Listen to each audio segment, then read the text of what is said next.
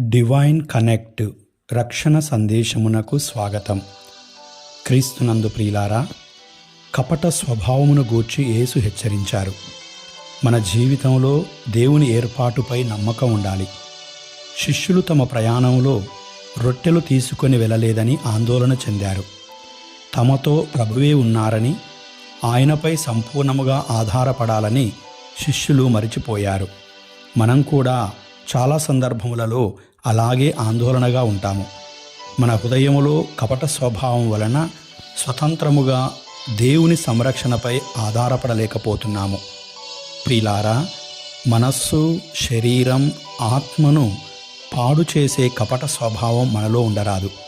కపట స్వభావములో ఉన్నవారితో జాగ్రత్తగా ఉండాలి.